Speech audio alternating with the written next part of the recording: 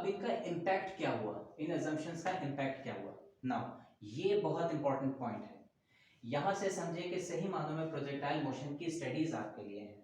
ठीक है, तो बहुत ध्यान से इनको समझने की कोशिश कीजिएगा। Impact of assumptions on projectile. हम जानते हैं कि प्रोजेक्टाइल मोशन दो डायरेक्शंस में है, एक्स एक्सिस में और वाई एक्सिस में। तो जरा मैं इनको अलग अलग देखूं। अलोंग एक्स एक्सिस क्या चेंज हमें नजर आ रहा है, और फिर अलोंग वाई एक्सिस हमें क्या चेंज इसमें नजर आएगा। एक्स एक्सिस के ऊपर एक प्रोजेक्टाइल कंसीडर करें मिसाल के तौर पे, ये प्रोजेक्टाइल है। इस प्रोजेक्टाइल में कुछ न कुछ एक्स एक्सिस के अलोंग भी मूवमेंट हो रही है, कुछ न कुछ वाई एक्सिस के अलोंग भी मूवमेंट हो रही है। ठीक है, अपवर्ड भी हो रही है, डाउनवर्ड भी हो रही है। तो एक्स एक्सिस के ऊपर इस प्रोजेक्टाइल मोशन की क्या क्या सिचुएशन, क्या क्या स्टेटस रहेगा, उसको हम चेक करते हैं। क्योंकि ये प्रोजेक्टाइल आगे बढ़ रहा है, लिहाजा कोई ना कोई फोर्स हमने शुरू में इसको दी होगी। ठीक है, एक खास एंगल पे आपने इसको भेज दिया, चलो भाई प्रोजेक्टाइल हवा में आ गया, it is now in flight. अब एक्स एक्सिस के ऊपर इस पे कौन कौन सी फोर्सेस लग रही होंगी। नंबर वन, हमारी अप्लाइड फोर्स।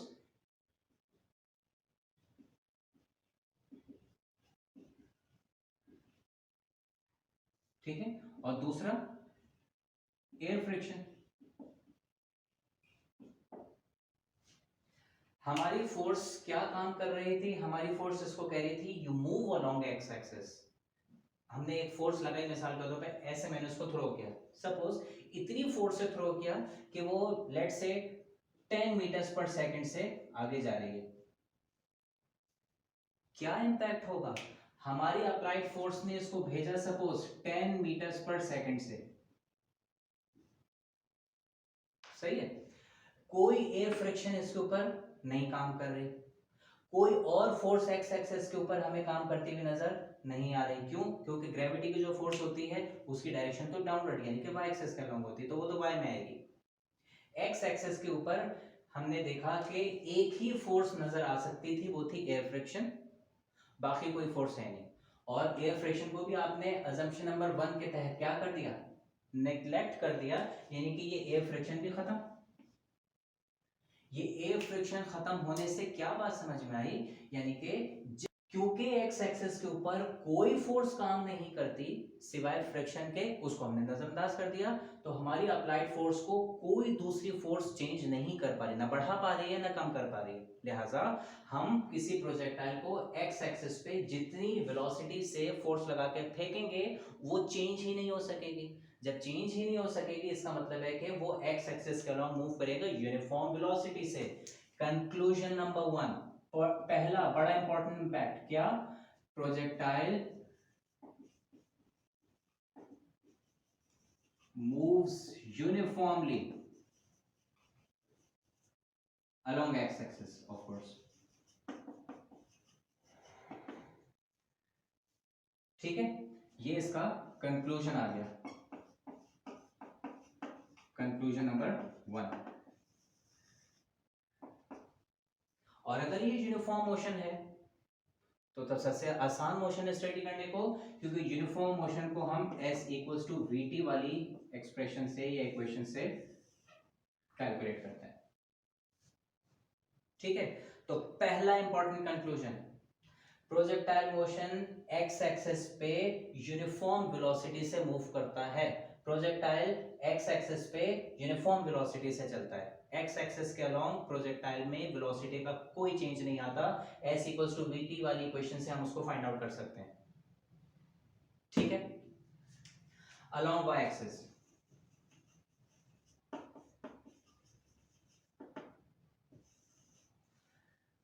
y एक्सिस के ऊपर कौन कौन सी फोर्सेस, एक तो ऑफ कोर्स हमारी अप्लाइड फोर्स F अप्लाइड इसको मैं कह रहा हूं, और दूसरी ग्रेविटी की फोर्स, तीसरी एयर फ्रिक्शन। अब इनको देखें, अप्लाइड फोर्स ने सपोज 10 मीटर्स पर सेकंड से प्रोजेक्टाइल को हाइट पे भेजा, लाइक दिस 10 मीटर्स पर सेकंड। ठीक है, ग्रेविटी फौरन ही काम में आई और ग्रेविटी ने उसको एक्सेलरेट किया 9.8 मीटर्स पर सेकंड स्क्वायर से, और इसकी वेलोसिटी को चेंज होता हुआ हम देखते हैं। जब ये ऊपर जाती है, we know as the body reaches height it slows down, and as it moves downwards उसकी वेलोसिटी में इंक्रीज नजर आता है, only because of what, gravity. तो ग्रेविटी मौजूद है चेंज करने के लिए, एयर फ्रिक्शन को हमने निग्लेक्ट कर दिया, लेकिन हमें क्या बात समझ में आई, ये समझ में आई कि unlike X axis, Y axis पे अप्लाइड फोर्स को चेंज करने के लिए एक दूसरी फोर्स मौजूद है। अप्लाइड फोर्स में एक्सेलरेशन आता है, ग्रेविटी की वजह से आता है। तो वाई एक्सिस की मोशन कांस्टेंट नहीं बनी, वाई एक्सिस की मोशन बनी एक्सेलरेटेड मोशन, यानी कि मोशन अंडर ग्रेविटी। ये इसका कंक्लूजन बन गया, कंक्लूजन बन गया था, कंक्लूजन 2 ये बन गया। अलोंग वाई एक्सिस क्या हुआ, अलोंग वाई एक्सिस क्योंकि ग्रेविटी की फोर्स मुसलसल constantly driven by gravity force, ठीक है, तो क्योंकि ग्रेविटी की फोर्स मुसलसल काम कर रही है, लिहाजा मोशन अंडर ग्रेविटी जो है वो एक्सेलरेटेड मोशन है, मोशन अंडर ग्रेविटी कहिए या दैट इज एक्सेलरेटेड मोशन। सही। इंपैक्ट क्या नजर आया, क्योंकि ये एक्सेलरेटेड मोशन है, लिहाजा, और वो भी कौन सा एक्सेलरेशन, ग्रेविटी वाला, तो ग्रेविटी वाला एक्सेलरेशन अगर है तो हमारे पास इसकी equations of motion vf equals to vi plus at को हम gt बना देते हैं। जो भी डिस्टेंस है y एक्सिस वाला उसको y कह लीजिए या हाइट कह लीजिए, h equals to vit plus half gt square या 2gh कह लीजिए is equal to vf square minus vi square. ये तीन इक्वेशंस हमें मालूम है, कोई भी बॉडी जो कि under the influence of gravity move कर रही होती है, इन इक्वेशंस के तहत उसको कैलकुलेट किया जाता है। तो क्या इंपैक्ट हमें नजर आया इन अजम्पशंस का, ठीक है, ये इंपैक्ट हमें नजर आया कि एक्स एक्सिस के along projectile uniform motion execute करता है और s इक्वल्स टू vt से उसको हम कैलकुलेट करते हैं। y एक्सिस के अलोंग ग्रेविटेशनल फोर्स काम कर रही होती है, तो वो motion under influence of gravity होती है, और उसके लिए ये ग्रेविटी वाली तीन first second third equation of motion इस्तेमाल की जाती है, ठीक है, ओके। अब एक इसमें और इंपॉर्टेंट बात, वो इंपॉर्टेंट बात इसमें क्या हम ऑब्जर्व कर सकते हैं, जरा एक्स एक्सिस और वाई एक्सिस की मोशन क्योंकि साइमल्टेनियसली हो रही है ना, बॉडी प्रोजेक्टाइल में जब है तो एक्स के साथ साथ वाई पे भी मूव कर रही है, तो क्या एक्स एक्सिस का वाई पे या वाई एक्सिस का एक्स एक्सिस पे कोई असर पड़ रहा है, ठीक है, तो हम ये देखते हैं कि वाई एक्सिस के अलोंग मोशन कैसी है नेचर में, एक्सेलरेटेड, यानी कि वो वेलोसिटी को चेंज करना चाहती है, और एक्स एक्सिस के अलोंग बॉडी की नेचर कैसी है मूवमेंट की, यूनिफॉर्म, वो वेलोसिटी को सेम रखना चाहती है। तो अगर वाई एक्सिस का एक्स एक्सिस पे कोई असर होता तो वाई एक्सिस की मूवमेंट अपनी तरह एक्स एक्सिस की मूवमेंट को भी चेंज कर रही होती, एक्सेलरेटेड रखती, लेकिन एक्स एक्सिस में किसी किस्म का कोई एक्सेलरेशन हमें नजर नहीं आता, यानी कि इन शॉर्ट वाई एक्सिस की मोशन का एक्स एक्सिस पे कोई इंपैक्ट हमें नजर नहीं आया, वाई एक्सिस की मोशन एक्स एक्सिस पे बिल्कुल असरअंदाज नहीं हो पाई। इसी तरीके से अगर एक्स की मोशन का वाई एक्सिस पे कोई इंफ्लुएंस होता तो एक्स एक्सिस अपनी तरह वाई एक्सिस को भी यूनिफॉर्म रखता, कोई उसमें चेंज इन वेलोसिटी नहीं आने देता, लेकिन हम देखते हैं कि वाई एक्सिस के ऊपर चेंज इन वेलोसिटी आता है, यानी कि एक्स एक्सिस का वाई एक्सिस पे कोई असर नजर नहीं आया। ठीक उसी तरह जैसे वाई का एक्स पे कोई असर नहीं था, उसी तरह एक्स का भी वाई पे कोई असर हमें नजर नहीं आया, यानी कि एक्स एक्सिस और वाई एक्सिस दोनों बिल्कुल इंडिपेंडेंटली काम कर रहे होते हैं। एक्स का वाई पे कोई असर नहीं है, वाई का एक्स पे कोई असर नहीं है, लिहाजा जब दोनों इंडिपेंडेंट हैं और दोनों एक दूसरे से अलग अलग तरह से कैलकुलेट किए जाते हैं, तो फिर एक प्रिंसिपल ये बनाया गया कि जब ये दोनों एक दूसरे से कोई ताल्लुक ही नहीं रखते नेचर वाइज, ठीक है, तो हम किसी भी प्रोजेक्टाइल को जब हम लॉन्च करेंगे ऐसे, तो उस प्रोजेक्टाइल को हम उसके दो कंपोनेंट्स में ब्रेक कर लेंगे।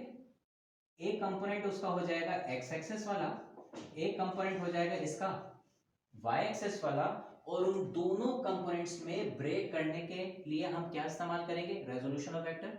और एक दफा ये दो हिस्सों में टूट गया तो x को अलग सॉल्व करेंगे s इक्वल्स टू bt से, y को अलग सॉल्व करेंगे इस तरह से, और ये प्रिंसिपल कहलाता है principle of physical independence.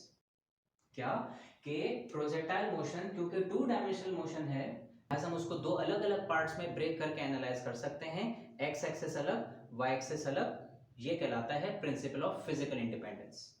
So this is principle of physical independence, जिसमें हमने लिखा है कि क्योंकि since projectile is a two dimensional motion, it can be studied या it can be broken into two parts, that is along x and along y axis, which work independently with each other. This is called principle of physical independence, यानी कि क्योंकि projectile motion एक to dimensional motion है, लिहाजा उसको हम दो हिस्सों में तोड़ सकते हैं, मोशन अलोंग x और मोशन अलोंग y। ये x और y की मोशंस एक दूसरे से बिल्कुल अलग अलग इनफरादी तौर पे, बिल्कुल आजादाना तौर पे काम करती हैं इंडिविजुअली, यानी कि x और y एक दूसरे पर कोई इफेक्ट नहीं डालते, लिहाजा इनको हम अलग अलग स्टडी कर सकते हैं दो अलग अलग टुकड़ों में। कैसे? प्रोजेक्टाइल आपको दिया हुआ है ये, इसके पास जो वेलोसिटी है लेट इट बी v। अब ये प्रोजेक्टाइल की ये मिसाल के तौर पे ये इस एक प्रोजेक्टाइल को हमने वेलोसिटी दी v, हम जानते हैं इस प्रोजेक्टाइल को आपने किसी खास एंगल पे लॉन्च किया, तो इस प्रोजेक्टाइल को जिसको आपने वेलोसिटी v दी एट एन एंगल थीटा, इससे x और y को कैसे अलग करते हैं, रिजॉल्व करके यहां से आपने परपेंडिकुलर ड्रॉप किया, सो this is y component of the velocity, और ये इसी तरह से बन जाएगा वेलोसिटी का x कंपोनेंट vx। और रेजोल्यूशन ऑफ वेक्टर से हम जानते हैं कि vy की वैल्यू बनती है v sin थीटा और vx की वैल्यू बनती है v cos थीटा। तो किसी प्रोजेक्टाइल को जब हम x और y में अलग करेंगे तो वेलोसिटी के अंदर दोनों शामिल हैं, इनिशियली x और y दोनों मिले हुए हैं, साइमल्टेनियसली चल रहे होते हैं। हमने कहा कि ये क्योंकि एक दूसरे से अलग अलग काम करते हैं, लिहाजा इसमें से x अलग कर लो, y अलग कर लो।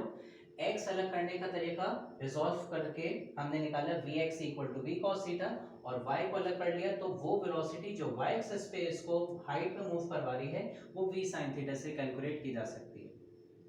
ठीक है, सो this is principle of physical independence and it helps us a great deal, क्योंकि इस प्रिंसिपल ऑफ फिजिकल इंडिपेंडेंस की वजह से x और y एक्सिस की मूवमेंट्स को हम अलग अलग स्टडी करते हैं। Now how is it useful? अगर ये अलग अलग स्टडी कर रहे हैं तो इससे फायदा क्या हुआ? इससे हमें ये फायदा हुआ कि प्रोजेक्टाइल की मोशन ऑल टुगेदर एक अलग टू डायमेंशनल मोशन है, एक अलग तरह की मूवमेंट है जिसको हमने इससे पहले नहीं पढ़ा था, लिहाजा ऐसा जहन में आ रहा था कि हमें इस नई तरह के मोशन को स्टडी करने के लिए नए सेट ऑफ इक्वेशंस बनाने पड़ेंगे। प्रिंसिपल ऑफ फिजिकल इंडिपेंडेंस ने हमें यह बताया कि दोनों अलग अलग काम करते हैं, दोनों को अलग अलग सॉल्व कर लो, और x की मूवमेंट यूनिफॉर्म होने की वजह से s इक्वल्स टू vt से फाइंड आउट की जाएगी, जो आपने पहले से पढ़ी हुई है। y एक्सिस के ऊपर एक्सेलरेटेड मोशन होने की वजह से ये तीन इक्वेशंस काम करती हैं, ये भी हम पहले से जानते हैं। तो projectile motion despite being a new kind of motion, हमने उसको एनालाइज या कैलकुलेट करना है पुरानी इक्वेशन से, तो हमें कोई नई इक्वेशन इस प्रोजेक्टाइल मोशन को पढ़ने के लिए नहीं डिराइव करनी पड़ेगी, बनाने की जरूरत नहीं पड़ेगी। ठीक है, तो इस आसानी को अब हम एक जगह पे जमा करके फॉर्मुलेट करके, हाँ थोड़ा सा हम इसमें जरूर, जैसे शुरू में हमने बात की थी कि हम सिंबल्स में चेंज कर लेते हैं, इक्वेशन चेंज नहीं करेंगे माइंडेड, इक्वेशन के सिंबल्स में चेंज करेंगे ताकि किसी किस्म की कोई कंफ्यूजन ना रहे। क्यों? क्योंकि यहाँ पे डिस्टेंस भी दो तरह के, बॉडी x में भी चल रही है y में भी चल रही है, तो दो तरह के डिस्टेंस है, तो अगर ये डिस्टेंस लिखा हुआ है तो कौन सा डिस्टेंस लिखा हुआ है, x या y, इसका सिंबल में फर्क होना चाहिए। वेलोसिटी भी यहाँ पे दो तरह की है, कौन कौन सी वेलोसिटीज होंगी, अलोंग x और अलोंग y।